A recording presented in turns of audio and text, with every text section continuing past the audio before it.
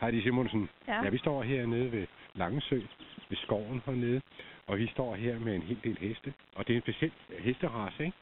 Jo, det er det. Det er friserne. Hvad vil det sige, friserne? Altså, det er jo, ja, de kommer så et eller andet sted fra, kan jeg forstå. Det er fra Holland. Aha. Det er en hollandsk race, Mm-hmm. og der er ikke så mange af dem her i landet lige nu. Og heller ikke nogen afskodkendte hængste, så det er lidt specielt at få dem i fol. Ja. Så vi skal enten have den til Holland, eller også have sæde med herop til. Vi står her med et fint eksemplar af dem. Ja, dem er også med i radioen. Ja. Hvad hedder han? Hvad er det? Det er en pige, og den hedder Fanny. Hej Fanny. Ja, det er fint. Nu skulle den jo ligesom kunne sige et eller andet, men det gør den jo altså ikke lige nu. Nej, den er med interesseret i græsset. Ja. Men nu, når der ikke er så mange af dem heroppe, så laver I sådan nogle stævner, eller hvor I mødes? Ja, altså vi er jo en meget hyggelig forening her på Fyn, så vi gør det faktisk mest i det hyggelige og det sjove. Så det er Langsøskoven blandt andet, og så er det jo snart dyrskole, så der kan I også komme ud og kigge på den. Aha, ja. Men så er det meningen, I samles her. Hvad siger du? Og der er Helnes. Ja, Helnes. Det er det Helnes? der. Ja. Nå. Der har vi en i foreningen, som har adgang til, at vi kan komme ned ved Helnesbugten og ride. Ja. Men nu når I er ude i Langsø her, skal I så rundt i skovene og ride? Ja, det skal vi. Vi tager en ordentlig tur rundt på alle stierne her. Ja. Så det bliver forhåbentlig en god tur. Jeg er rigtig interesseret her, hva'? Ja, ja. Jeg vil virkelig gerne i radioen. Ja, der kom lige en ny hest, så den skulle lige hen og kigge på den også. Nå. Ja, det er jo ligesom, de hilser på hinanden. Ja, det de skal lige kigge hinanden an, men nu det er for en. Ja.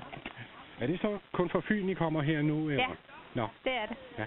Det er Fynslandsfriserne, der skal mødes nu her. Ja. Men der er vel noget på landsplan også, så? Der er en landsdækkende forening, og så er der flere lokale foreninger også. Mm-hmm. Men det er en spændende måde at mødes på, ikke? Ja, det er hyggeligt. Det er jo det drejer sig om, er det ikke det? Jo, det er det vel. Hvor mange har du selv med her? Jeg har kun en med. Du har kun hende her med? Ja. Ja, der kommer vel en 10-12 stykker eller sådan noget lignende? Nej, jeg tror faktisk, jo, det skal nok passe, men så er der nogen, de kommer bare for at gå med rundt. Mm-hmm. Så har de deres børn med, og så videre også dem, der ikke lige har hestene med. Mm-hmm. Men det er jo også, når man laver sådan et arrangement som det her, så er man nødt til at finde nogle steder, hvor man både må ride og så videre, hvor der også er lidt dejligt, ikke? Jo. Og der kan vi jo ikke få noget bedre end Langesø, ikke? Nej, og det, der er praktisk her, det er, at der er god plads til trailerne, og der er mulighed for, at vi kan give hestene vand bagefter, og vi kan komme på toilettet, når vi er færdige med at ride og så videre, så det er egentlig meget hyggeligt. Så er der mange ting, der skal gå op i en større enhed? Ja, vi skal også have plads til kaffen og teen og kagerne og sodavanderne bagefter, jo.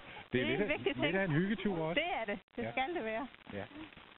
Men der skal jo noget til alligevel, altså med trailer og så videre der. For at komme ud. Ja, det så det er lidt af et tilløbsstykke, når man skal afsted, ikke? Jo, det er ikke ligesom, når man er børn, man bare tager en barnevogn med i bilen. Nej, ja, der skal vi jo have en stor trailer med, jo. Ja. Men så gør vi jo bare det. Ja. Men det er en dejlig måde at mødes på. Det er det. Det er hyggeligt. Så man får en lille snak. Det er jo det. Og om alt muligt. Og selvfølgelig hestene, men også om alt muligt andet. Er det en nem hest at have med at gøre? Ja, det synes jeg. Den er stor, men den er rar. Så det er en nem hest at omgås, ja. Er det også en, ja, nu har vi jo alle sammen set heste jo i fjernsynet over de sidste par dage med dronningens fødselsdag og sådan nogle ting. Er det en, man bruger også gardehusarerne, eller hvad er det? Ja, de har jo den der paukerhest. Den med de store trommer. Aha. Det er jo den, de bruger til det. Jamen, så kan jeg jo stå her og være rigtig glad for det, fordi der hørte vi jo i hvert fald i fjernsynet, at det er jo en rolig hest. Ja, det er det også. Og det skal det jo være til sådan nogle krav. Den skal være meget stabil. Ja. Men det bliver det jo trænet lige, selvfølgelig, specielt til det. Ja, det er klart. Men det er jo en stærk hest, og de der paukertrummer der, det er jo nogle tunge nogen, så det skal være en stærk hest, der skal kunne bære den. Og så kan man styre den med benene, har vi hørt. Ja, det er jo det jo. Men det er i hvert fald en hest, I er glade for. Det er det. Og så er det jo rart at have noget at kunne mødes om det er hund eller heste, eller det er jo lige meget. Ja. Hvad siger hestene til at komme ud på den måde her? De hygger sig jo. Gør de det? Ja, det kan vi jo se, for de har ørerne fremme og er nysgerrige og kigger, og det er altid dejligt. Og så er det godt at have dem ude, fordi at de ser nogle ting, det gør, at de bliver mere stabile, og at de er ikke så nervøse, når de kommer ud og ser forskellige ting. Men jeg beundrer dig meget, sådan nogle små søde piger, som står her med deres heste, som er meget større end jeg selv, og så kan I styre dem. Ja. Men det er ikke så svært. Vi må lære nogle trick. Det er noget med at lære at vise, at man er føreren. Det er det drejer sig om. Held og lykke med arrangementet hernede i hvert fald. Tak skal du have.